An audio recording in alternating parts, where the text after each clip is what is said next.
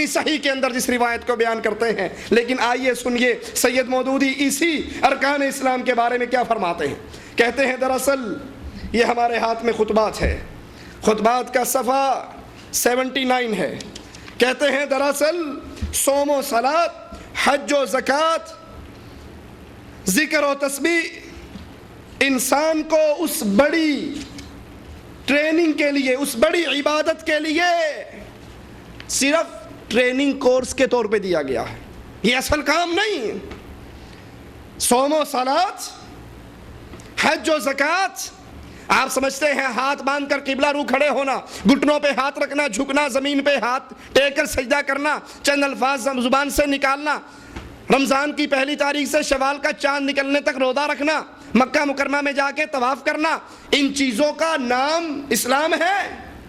یہ ایمان ہے؟ نہیں. یہ تو اس اصل ٹریننگ کے لیے, اصل بڑی عبادت کے لیے صرف ٹریننگ کورس ہے. یہ رسالہ دینیات ہے, اس کے صفحہ 129 پر یہی مضمون بیان کرتے ہیں. کہے گویا یوں سمجھو کہ یہ خاص عبادتیں, نماز, روزہ, حج, زکوٰۃ, یہ خاص عبادتیں اس بڑی عبادت کے لیے ٹریننگ کورس کی حیثیت رکھتی ہیں. تفہیمات 69 صفحہ پر اسی بات کو مزید کھول کر بیان کرتے ہیں کہ اگر دراصل صوم و صلاۃ, حج و زکوٰۃ, ذکر و تسبیح انسان کو اس بڑی عبادت کے لیے مستعد کرنے والے ٹریننگ کورسز ہیں, تمرینات ہیں, جو انسان کی زندگی کو حیوانی زندگی کے ادنا مقام سے اٹھا کر بلند مقام پہ پہنچاتی ہے, اگر یعنی وہ کام نہیں تو بس پھر اس کا کوئی فائدہ نہیں. اور رسول اللہ صلی اللہ علیہ وسلم اس شخص کو جس نے پوچھا, سوال کیا, دلونی علی عمل اذا عملتہ دخلت الجنہ, مجھے کوئی ایسا عمل بتائیے جس کو کرتے ہی میں جنت میں داخل ہو جاؤں. اللہ کے پیارے حبیب صلی اللہ علیہ وسلم جواب میں فرماتے ہیں, تو لا الہ الا اللہ محمد الرسول اللہ کی گواہی دے, نماز قائم کر, زکوٰۃ ادا کر, روزے رکھ, بیت اللہ کا حج کر, اگر تیرے پاس اس کی طاقت ہو تو. وہ کہتا ہے اللہ کی قسم نہ اس میں ایک رتی کا اضافہ کروں گا نہ کمی کروں گا. اللہ کے نبی فرماتے ہیں جو چاہتا ہے جنتی کو زمین پہ چلتے ہوئے دیکھنا, اگر یہ سچا ہے تو اس کو دیکھو, یہ جنتی جا رہا ہے. لیکن مودودی صاحب کیا فرماتے, کہتے ہیں عام طور پہ لوگ کہتے ہیں کہ اسلام کے 5 ارکان کلمہ, توحید و رسالت, نماز, روزہ, حج و زکوٰۃ, لوگ یہ سمجھتے رہے اور ایک مدت تک یہ غلط فہمی رہی کہ انہی چیزوں کا نام اسلام ہے. حقیقت یہ ہے کہ یہ ایک بہت بڑا دھوکہ اور بہت بڑی غلط فہمی ہے. اس سے مسلمانوں کا طریقہ اور طرز عمل پوری طور پہ بگڑ جاتا ہے. مجلہ کوثر 9 فروری 1951. سید مودودی صاحب کے نزدیک یہ ارکان اسلام ویسے ہی مشہور ہو گئے, اس کو اسلام مانا جانے لگا, جو بہت بڑا دھوکہ ہے, جو بہت بڑی غلط فہمی ہے. ان کے ہاں تو یہ ویسے ہی مشہور ہے. اور امام بخاری رحمت اللہ علیہ اپنی صحیح میں کتاب الایمان کو اسی حدیث سے شروع کرتے ہیں, اور عبادات, نماز, روزہ, حج, زکوٰۃ کی ترتیب اسی حدیث کی بنیاد پر قرار پاتی ہے. یہ اللہ کے نبی صلی اللہ علیہ وسلم کی صحیح حدیث, یہ اس صحابی کا صحیح واقعہ, اور اس کی بنیاد پر اس کو جنتی سرٹیفکیٹ مل رہا ہے کہ اگر یہ سچا ہے تو اس کو دیکھ لو, یہ جنتی جا رہا ہے. اے مسلمان بھائی, ہم نے ابتدا میں عرض کی آپ کا اور میرا مقصد اللہ کی جنت کا حصول, جنت میں جانے کا طریقہ کار, صحابہ کرام کے منہج پہ چلنا, صحابہ کرام کے پیچھے چلنا, ایمان ویسے لانا جیسے رسول اللہ صلی اللہ علیہ وسلم کے اصحاب کرام لے کر آئے, اور اللہ کے نبی کے اصحاب کا ایمان جیسے کتاب اللہ پر تھا ویسے سنت رسول اللہ پر تھا. ایک نے آ کر کہا تھا عمر ابن خطاب رضی اللہ عنہ وارضاہ کو, یہ مسئلہ جو آپ نے بیان کیا ہے مجھے کتاب اللہ میں نظر نہیں آیا. عمر ابن خطاب جواب میں کہتے ہیں کیا تو نے قرآن کی یہ آیت نہیں پڑھی, وَمَا آتَاكُمُ الرَّسُولُ فَخُذُوهُ وَمَا نَهَاكُمْ عَنْهُ فَانْتَهُوا, جو نبی دیتے ہیں اس کو لے لو, جس سے نبی روکتے ہیں اس سے رک جاؤ. یہ قرآن اللہ نے اتارا, اس قرآن کی تفسیر حدیث اللہ نے اتاری, یہ دونوں منزل من اللہ ہیں. اِنَّا نَحْنُ نَزَّلْنَا الذِّكْرَ وَإِنَّا لَهُ لَحَافِظُونَ, اس ذکر کو، اس شریعت کو، اس دین کو اتارنے والے بھی ہم ہیں اور اس کے محافظ بھی ہم ہیں۔ رسول اللہ صلی اللہ علیہ وسلم نے فرمایا مجھے قرآن دیا گیا اور قرآن کی مثل ایک اور چیز دی گئی، وہ رسول اللہ صلی اللہ علیہ وسلم کی حدیث ہے۔ قرآن اور صحیح حدیث اسلام پر عمل کرنے کا ذریعہ ہے۔ جیسے قرآن لکھا جاتا، صحابہ حدیث کو لکھتے، حدیث کو یاد کرتے۔ حدیث میں آتا ہے ایک صحابی لکھا کرتے تھے، کچھ صحابہ نے کہا نبی سے پوچھ پوچھ کر لکھا کر، ہر بات نہ لکھا کر۔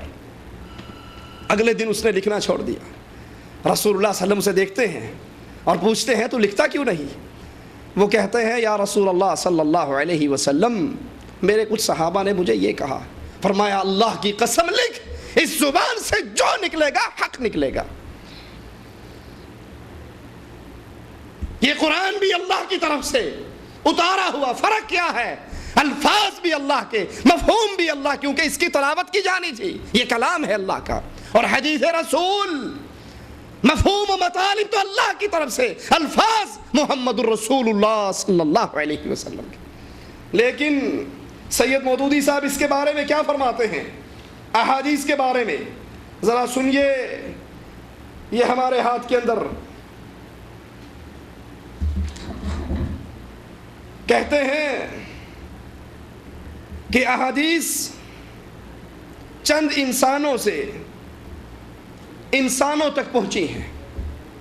احادیث چند انسانوں سے انسانوں تک پہنچی ہیں، جس سے کوئی چیز حد سے زیادہ ثابت ہو سکتی ہے تو وہ گمان صحت ہے، نہ کہ علم یقین۔ ترجمان القرآن ربیع الاول 1365 کہ یہ حدیث انسانوں سے انسانوں تک پہنچنے والا ایک مجموعہ ہے، جس کے بارے میں آپ اور میں یقین سے نہیں کہہ سکتے کہ جس حدیث کو آپ صحیح سمجھ رہے ہیں یہ واقعی سمجھ ہے، صحیح ہے۔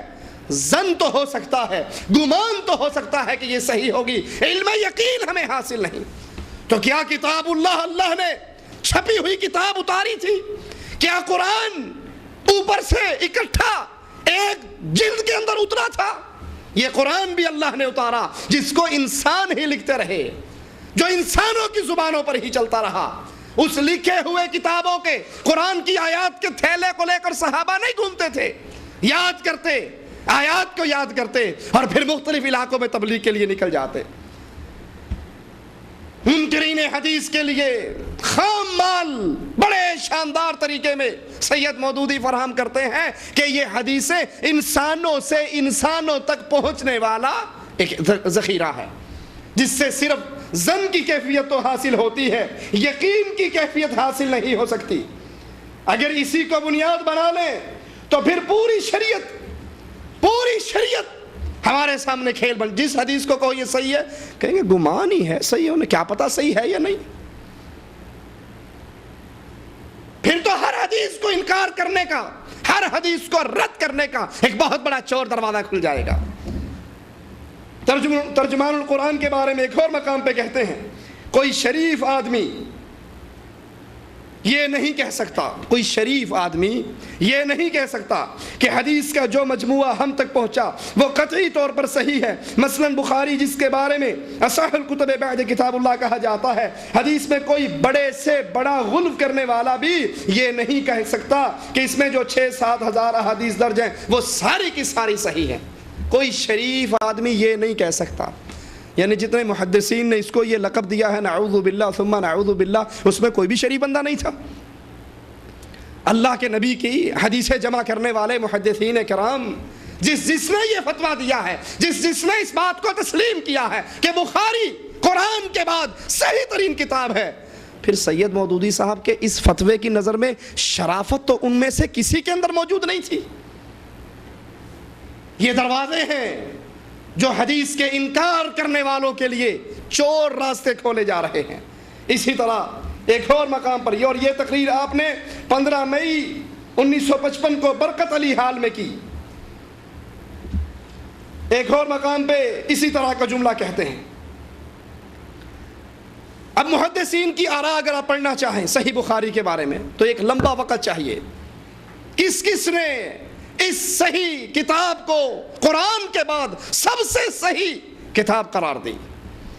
ایک طرف ان ساری ہستیوں کو سامنے رکھ لیں اور ایک طرف سید مودودی صاحب کے اس فتوے کو بھی سامنے رکھ لیں کہ ان میں سے کوئی شریف بندہ نہیں ہے. شریف آدمی یہ کہہ ہی نہیں سکتا کہ اس میں جتنی حدیثیں ہیں وہ ساری صحیح ہیں. تفہیمات کے اندر اعلان فرماتے ہیں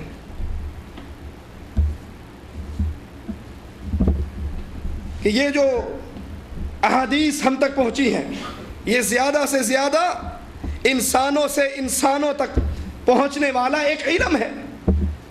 ہو سکتا ہے محدثین کس کو صحیح کہیں اور حقیقت کے اندر وہ صحیح نہ ہو سکتا ہے کسی کو محدثین ضعیف کہیں اور وہ ضعیف نہ ہو بلکہ وہ صحیح ہو.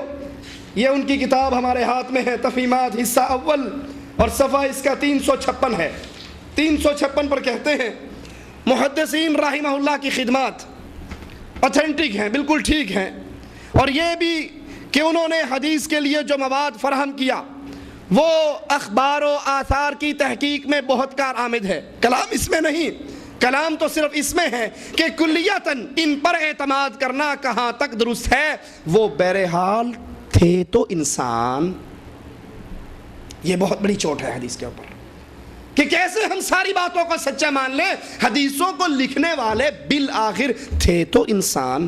اور اگر کوئی یہی اعتراض قرآن کے بارے میں کر دے کہ قرآن کو لکھنے والے بالآخر تھے تو انسان، اللہ کے نبی صلی اللہ علیہ وسلم تو پڑھے لکھے ہوئے نہیں تھے، صحابہ سے لکھوایا کرتے تھے، امیر معاویہ کاتب وحی میں شامل تھے، وہ تھے تو انسان.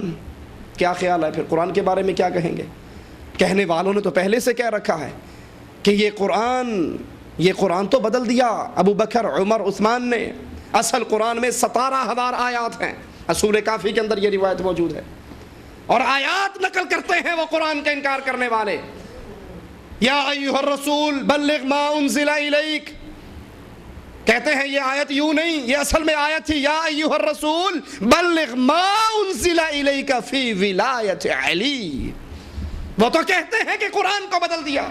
اگر یہی معیار احادیث کے رد کرنے کے لیے ٹھیک ہے کہ حدیث لکھنے والا محدث ہو، صحابی ہو، تابعی ہو، اس کا شاگرد ہو، بہرحال انسان تو تھے، انسان سے غلطیاں تو ممکن ہیں، تو کیسے تسلیم کر لیا جائے تمام کی تمام روایات کو؟ تو اگر یہی اصول قرآن حکیم کے لیے پیش کر دیا جائے تو کیا جواب ہوگا؟ قرآن لکھنے والے بھی تو آخر انسان تھے. عثمان نے ساری امت کو ایک کتاب پہ اکٹھا کیا، ایک روایت پہ اکٹھا کیا. حضرت عثمان بھی تو انسان تھے، صحابہ کرام بھی تو انسان تھے. تو کیا اسی بنیاد اور اساس کو لے کر پھر انکار کرنے والے قرآن کی آیات کا انکار نہیں کریں گے؟ 359 صفحہ پر اسی تفہیمات حصہ اول میں کہتے ہیں بہت ممکن ہے جس روایت کو وہ متصل السند قرار دے رہے ہیں وہ در حقیقت منقطع ہو اور انہیں یہ معلوم ہی نہ ہو سکا ہو کہ بیچ میں کوئی ایسا مجہول الحال راوی چھوٹ گیا جو ثقہ نہ تھا. اسی طرح یہ بھی ممکن ہے کہ جو روایتیں مرسل یا منقطع ہیں اور اس بنا پر ان کے اعتبار سے گری ہوئی ہیں ان میں بعض راوی ثقہ آ گئے ہوں اور وہ بالکل صحیح ہو، اور ایسے ہی بہت سے امور ہیں جس کی بنیاد پر اسناد جرح و تعدیل کے علم کو کلیتاً صحیح نہیں سمجھا جا سکتا. ممکن ہے محدثین ایک حدیث کو ضعیف کہیں اور انہیں پتہ ہی نہ لگا ہو وہ حدیث صحیح ہو. ممکن ہے محدثین کسی حدیث کو صحیح کہیں اور ان کے اندر کوئی کذاب اور جھوٹا مل گیا ہو اور ان کو پتہ ہی نہ لگا ہو. 360 صفحے پر کہتے ہیں محدثین کا خاص موضوع اخبار و آثار کی تحقیق بلحاظ روایت کرنا تھا، اس لیے ان پہ اخباری نقطہ نظر غالب ہو گیا. وہ روایات کو معتبر یا غیر معتبر قرار دینے میں زیادہ تر صرف اسی چیز کا لحاظ فرماتے کہ اسناد اور رجال کے لحاظ سے وہ کیسی ہیں. رہا فقیہانہ نقطہ نظر متن حدیث پہ غور کر کے رائے قائم کرنا کہ یہ قابل قبول ہے یا نہیں، یہ ان کے موضوع خاص سے غیر متعلق تھا، اس لیے وہ ان کی نگاہوں سے اوجھل ہو جاتا تھا اور وہ روایات پر اس حیثیت سے کم ہی نگاہ ڈالتے تھے. اسی وجہ سے اکثر ہوا ہے ایک روایت کو انہوں نے صحیح قرار دیا حالانکہ معنی کے اعتبار سے وہ زیادہ اعتبار کے قابل نہیں، اور دوسری روایت کو وہ قلیل الاعتبار سمجھتے ہیں حالانکہ معنن وہ صحیح معلوم ہوتی ہے. ایک حدیث کو وہ صحیح کہتے ہیں لیکن ہمیں وہ صحیح نہیں لگتی، اور ایک کو وہ غلط کہتے ہیں لیکن جب اس کے معنی کو دیکھا جاتا ہے تو وہ صحیح لگتی ہے. یہ فیصلہ کون کرے گا؟ اگر یہ چور دروازے کھلتے ہیں تو پھر جس کا جی آئے گا